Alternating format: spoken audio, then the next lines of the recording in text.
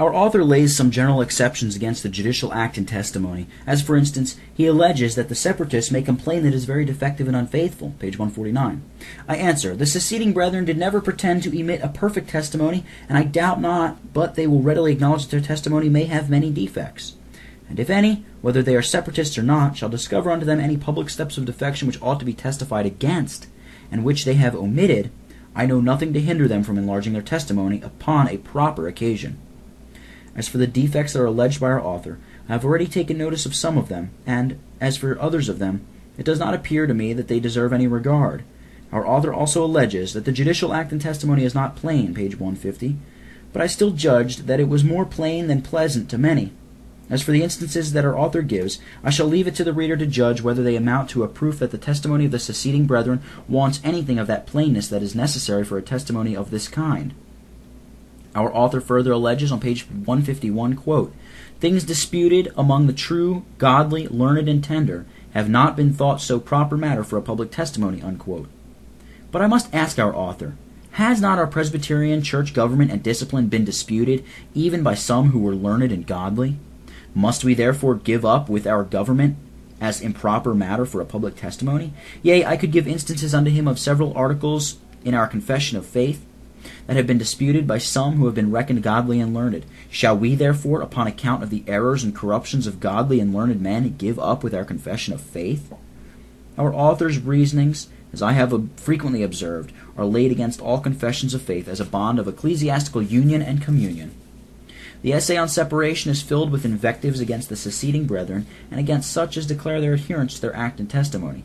But whoever they are that have declared their adherence unto the Associate Presbytery and their act and testimony, they have neither been forced nor compelled to this. They are all volunteers in the cause. And I have good ground to believe that a considerable number in Scotland are moved from a principle of conscience in their declared adherence to the act and testimony, and that they are not led by an implicit faith, but by knowledge and judgment in this matter. When our author alleges that there are many things in the testimony above the capacity of not a few serious souls, page 167, this is the very same thing that he alleges against all creeds and confessions of faith. Yet if any come in to the Associate Presbytery and declare their adherence to their testimony, who have neither read nor considered it, I shall condemn them as acting without knowledge and judgment.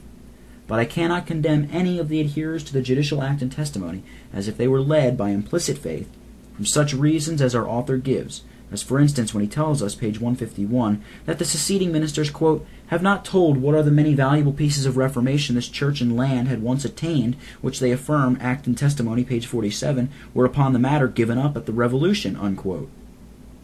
But here there is no ground for the charge of implicit faith. For the Presbytery, pages 38, 39, 40, 41, 42, do plainly declare that these valuable pieces of what these valuable pieces of reformation were, which they say were not only neglected, but also materially given up at the Revolution. Another instance that he gives of adhering to the testimony by implicit faith is a Latin sentence insert in the testimony, page 57. But when the reader looks into the preceding page, he sees that Latin proposition word for word in English.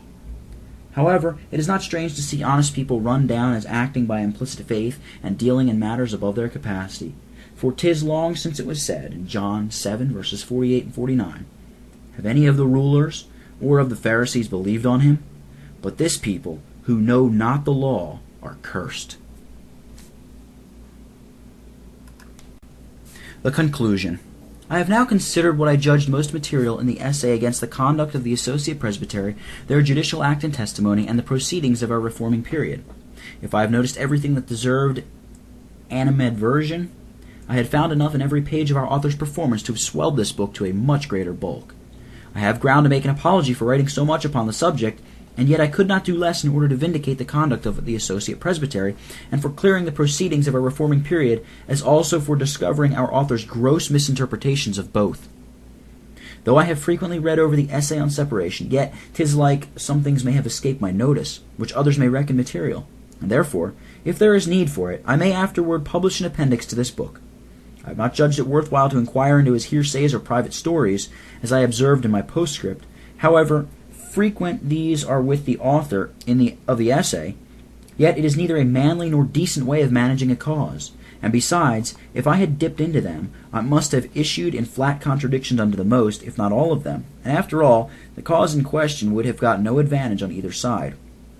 But in regard, the author of the essay, page 104, with design, as appears, to throw a reflection upon my reverend brother, Mr. Ebenezer Erskine, when speaking of the last form of the oath of abjuration, he says, of the lawfulness of which last form the Reverend Mr. Ebenezer Erskine was so much convinced that he gave it under his hand to the Laird of Naughton, Sheriff Depute of Fife, that he had clearness to take it, and should take it when required, though there were something peculiar in his circumstances, so as he would not take it in that day on which it was taken by other ministers of his presbytery.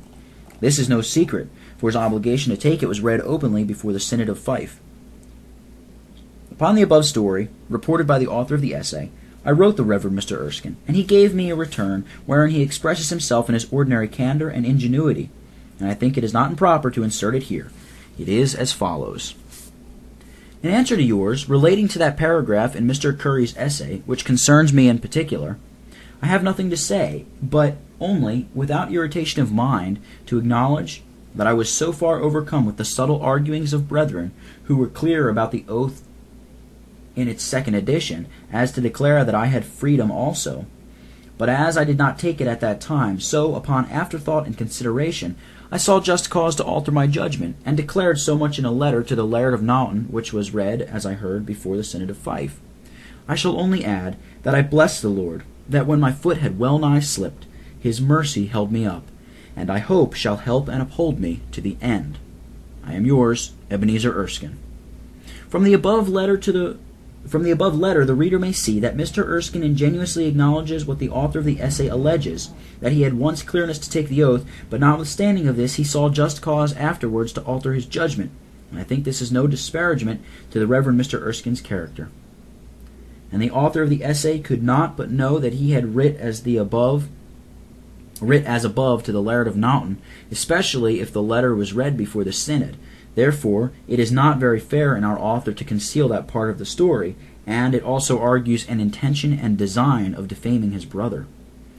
I shall part at the time with the Reverend Mr. Currie when I have observed that he fronts his short vindication with a sentence from Augustine, pointing at the great regard he has for his own character and reputation. But as that great light of the primitive church, when it was in his younger years dipped in very gross error, so he was not ashamed to write a particular and honest retraction of them.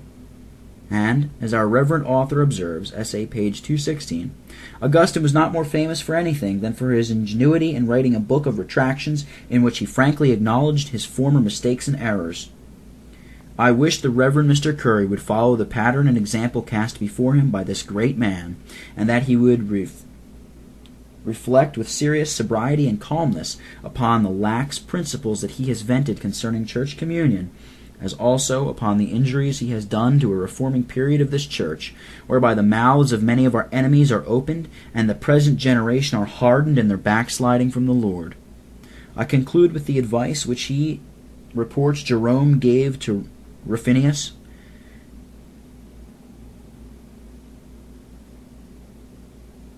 Never blush to change thy opinion, for neither you nor I, nor any person alive, are of so great authority as to be ashamed to confess we have erred. Finish. And that is the end of the first part of A Defense of Reformation Principles by William Wilson, Minister of Gospel at Perth.